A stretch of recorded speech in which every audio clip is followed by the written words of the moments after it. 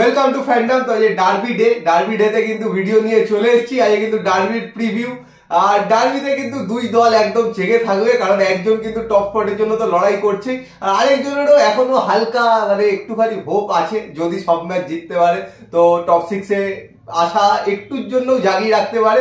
তো সেই নিয়েই কিন্তু দুই দলই চেষ্টা করবে ফুল কিন্তু দমে ম্যাচগুলো জেতার, কারণ ওপরেও কিন্তু লড়াই, মাঝখানেও লড়াই। তো সেই জায়গায় চেষ্টা করবে। আর এই ডার্বিটা কোনো টিমই ড্র করতে চাইবে না, ড্র করলে কিন্তু দুজনেরই লস। তো সেই জায়গা থেকে দুজনেরই জিততে হবে। আশা করা যায় যে খুব এক্সাইটিং ডার্বি আমরা দেখতে পারবো এইবার, কারণ দুজনেরই কিন্তু সেই জায়গাতেই একদম সিজনের শেষের দিকে যেহেতু চলে এসেছি। তো যা আমাদের বক্তব্য সবই বলবো, কি মনে হচ্ছে, কি স্টার্টিং 11 হতে পারে, কেমন ভাবে মোহনবাগান, কেমন ভাবে ইস্ট বেঙ্গল নামতে পারে, সবই বলবো।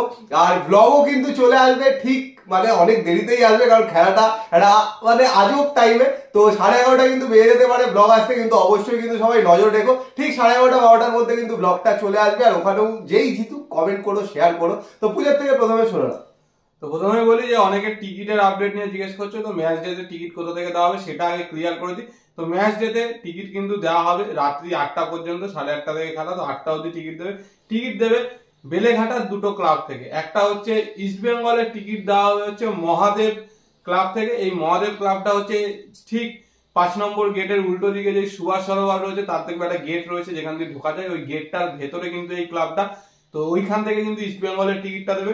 আর মোহনবাগান ফ্যানেদের বা মোহনবাগান ক্লাবের টিকিট সেটা দেবে হচ্ছে স্পন্দন ক্লাব বেলেঘাটা। এটা হচ্ছে তোমরা বেলেঘাটা বিল্ডিং মোড় যাবে, যেখান থেকে রোড ক্রস করে সাইডের দিকে আসি, তো বিল্ডিং মোড়ে গিয়ে কাউকে জিজ্ঞেস করবে যে রাসবাগান যাবো, রাসবাগানে গেলে বা ওখানে স্পন্দন ক্লাব জিজ্ঞেস করলে কিন্তু লোকে দেখিয়ে দেবে। তো ওই ক্লাব থেকে কিন্তু রাত্রি 8টা অবধি মোহনবাগান সমর্থকদের টিকিট দেবে। তো এটা তো টিকিট নিয়ে আশা করি আর কোনো সমস্যা হওয়ার কথা না। তো অনলাইন অফলাইন দুটো টিকিটই কিন্তু ওখান থেকে, যারা অনলাইন করেছে ওখান থেকে কালেক্ট করতে পারবে, আর যারা অফলাইন কাটতে চায় ওখানে টাকা দিয়ে অফলাইন পেয়ে যাবে।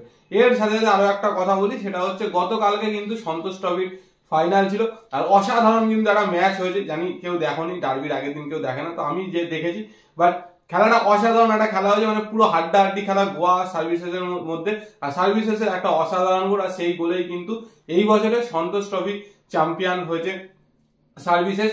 গোয়ার ব্যাড লাক যে ম্যাচটা ভালো খেলে বল পজিশন বেশি রেখেও কিন্তু জিততে পারেনি, একদম end to end shot on target দুজনের সমান, সবকিছু সমান, পজিশন একদম সমান, পাস খেলেছে এরা 389টা, এরা 388টা, আলাদাই একটা খেলা হয়েছে। তো যাই হোক, সার্ভিসেসকে অভিনন্দন আমাদের তরফ থেকে সন্তোষ ট্রফি জেতার জন্য। এর সাথে বলে রাখি, আজকে কিন্তু যে ডার্বি ছাড়াও আরেকটাও খেলা হয়েছে, সেটা হচ্ছে আন্ডার-16 ওমেন্স সাব চ্যাম্পিয়নশিপ, যেটাতে কিন্তু ইন্ডিয়ার মুখোমুখি হচ্ছে বাংলাদেশ। গ্রুপ লিগের ম্যাচে কিন্তু বাংলাদেশের কাছে ইন্ডিয়া হেরেছিল, আর আজকে যদি ইন্ডিয়া জিততে পারে তাহলে কিন্তু চ্যাম্পিয়ন হবে। যদিও আন্ডার-16 বা ওমেন্স বাংলাদেশ টিম কিন্তু যথেষ্ট শক্তিশালী।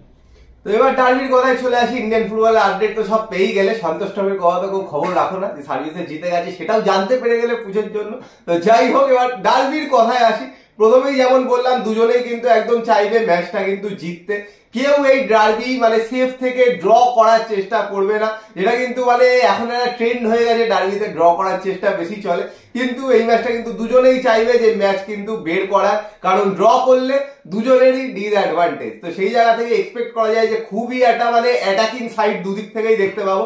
এবার ইস্ট বেঙ্গল কিরকম স্কোয়াড না হবে, এটা কিন্তু একটা খুব চিন্তার বিষয়, কারণ ইস্ট বেঙ্গল কি দুটো সেন্টার ব্যাক বিদেশি খেলাবে, নাকি লালচুংনুঙ্গাকে সেন্টার ব্যাক খেলিয়ে, একজন সেন্টার ব্যাক খেলিয়ে দুজনকে মিডফিল্ডে নামাবে, এটাই কিন্তু দেখার বিষয়। সাউল কিন্তু এই ম্যাচে ফিরছেই, একদম কিন্তু সাউলকে খেলাতেই হবে, নাহলে কিন্তু অন্যান্য দিন যেরকম বাজে খেলা দেখো সেরকমই কিন্তু কন্টিনিউ হবে। এবার দেখার বিষয় এটা যে সাউল ফিরছে, সাউলের সাথে আরেকজন বিদেশি মিডফিল্ডে থাকে নাকি দুজন বিদেশি সেন্টার ব্যাকে থাকে, কারণ ক্লেইটন, সাউল, হিজাজি এই তিনজন তো থাকছে। এবার 4 নম্বরটা কি হয়, ভ্যাসকেস খেলে নাকি প্যান্টিক খেলে, এটাই কিন্তু আসল দেখার বিষয়। তো সেটা তো একদমই ঠিক যে কোন 4জন বিদেশিকে ইউজ করবে, স্কোয়াডটা কিভাবে না হবে। কিন্তু তার আগে আরেকটা কথা বলে দিই, যে গতকালকে একটা কিন্তু আইএসএল এর অসাধারণ ম্যাচ হয়েছে, চেন্নাই ভার্সেস হায়দ্রাবাদ। অসাধারণ খেলেছে হায়দ্রাবাদ, কন্টিনিউ কিন্তু ভালো খেলে আছে ইন্ডিয়ান স্কোয়াডটা, কালকেও কিন্তু ইন্ডিয়ান স্কোয়াডই খেলেছে। আর একটা গোল সেখান থেকে কিন্তু সিজনের ফার্স্ট জেতা উইনিংটা পেয়ে গেল হায়দ্রাবাদ। আর ফলে কিন্তু টেবিলটাও কিন্তু একটা ইন্টারেস্টিং করেছে। কালকে চেন্নাই জিততে ইস্ট বেঙ্গলের আশা অনেকটা কমে যেত, বাট সেখানে কিন্তু চেন্নাই হেরে যাওয়ার ফলে কিন্তু ইস্ট বেঙ্গলের এখনো আশা রয়েছে। আর সেখান থেকে কিন্তু আজকের ম্যাচটা যদি ইস্ট বেঙ্গল জিততে পারে তাহলে কিন্তু সুপার 6-এর একটা সম্ভাবনা থাকবে। আর গুড্ডু এটাও বললো যে কোন 4জন বিদেশিকে, বাট আমার তো মনে হয় যে ডবল সেন্টার ব্যাকেই আসবে, দুটো বিদেশিকেই খেলাবে, প্যান্টিক আর হিজাজি দুজনকে দিয়েই হয়তো শুরু করবে, তার সাথে সল ক্রেসপো আর ক্লেটন, এই চারজনকে দিয়ে শুরু করবে। কারণ মান্দারের একটা ইনজুরি আছে, যতদূর জানি মান্দার কিন্তু আজকে থাকবে না, এবং বাকি যারা সাইড ব্যাক তারা কিন্তু খুবই বাজে খেলছে। নিশু কুমার তস্য জালি খেলে যাচ্ছে, রাকিব 4টে ইয়েলোর জন্য কিন্তু সাসপেনশন রয়েছে। তো সেই জায়গা থেকে অবশ্যই ক্রেসপো, তার সাথে কিন্তু সৌভিক চক্রবর্তী যে রোলটা ক্রেসপো থাকলে কিন্তু অনেক ফ্রিলি কাজ করতে পারবে। আর মেন কাজ হচ্ছে ওদের মাঝমাঠকে আটকানো, কারণ দেখেইছো লাস্ট কয়েকটা ম্যাচে জনি কাউকো অনবদ্য। তো সেখান থেকে মেন আজকের কাজ হচ্ছে যে সৌভিক চক্রবর্তী হোক কি সল ক্রেসপো যাই হোক, তার কাজ হচ্ছে জনি কাউকে আটকানো, কারণ দুটো সাইডে দুটো কিন্তু বিধ্বংসী স্পিডি উইঙ্গার থাকবে। একদিকে মানবীর যে ডার্বিতে অনবদ্য খেলে, মানে ওর মধ্যে কি হয়ে যায় ডার্বির দিন কেউ জানে না, আর একদিকে কিন্তু লিস্টার। তো এরা তো আছেই, কিন্তু আরেকটা জিনিস বলে দিই, মোহনবাগানের একজনকে আটকালে হবে না ইস্ট বেঙ্গলে, কারণ আরেকজন আছে দিমিত্রি পেট্রাডস, যে কিন্তু একদম ডার্বি হিরো বলা যায়, আর অসাধারণ খেলছে। আর মেন ব্যাপার হলো যবে থেকে কাউকো ফিরেছে মোহনবাগান টিমটা কিন্তু পুরো চেঞ্জ হয়ে গেছে। তো মোহনবাগানের যেরকম স্কোয়াড নামছে, স্কোয়াডে কিন্তু আমার মনে হয় না কোনো রকম চেঞ্জেস হবে, পুরো কিন্তু সেম স্কোয়াড। আর মেন যে দুজনের ওপর নজর রাখতে হবে সেটা কিন্তু অবশ্যই একজন জনি কাউকো, যে ডিফেন্সেও সাহায্য করবে, বল কাটতেও সাহায্য করবে, আর ওপরে খেলাবেও। ডিপেন্ডেবল প্লেয়ার, অসাধারণ একজন প্লেয়ার একদম শুরুর দিন থেকে বলছি। আর তার সাথে দিমিত্রি পেট্রাডসে কিন্তু এই টিমের একদম কোর বলতে গেলে, পুরো চারিদিকে দৌড়ে খেলে, অসাধারণ, মানে যেই রকম খেলে সেই রকম কিন্তু মানে কি বলা যায় আর কি, মানে পুরো তাগিদ দেখা যায় ম্যাচের মধ্যে আর কি।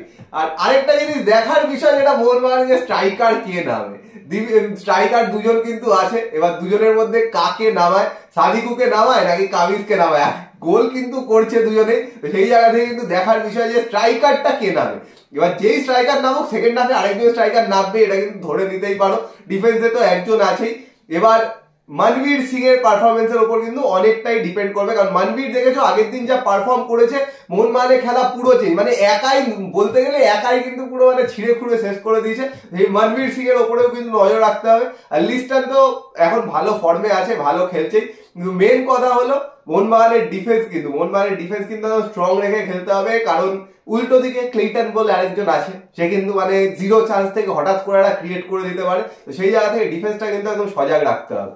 যেটা বললো জিরো চান্স থেকে ক্রিয়েট করে দিতে পারে, আবার এরকম ওপেন গোলও মিস করে, তো ভরসা করা যায় না কাউকে। বাট অবশ্যই দুটোর দিকে দুটো ভালো গোলকিপার আছে, একদিকে গিল, একদিকে বিশালকে তো জামশেদপুরের ম্যাচে অসাধারণ কিছু গোলকিপিং করেছে।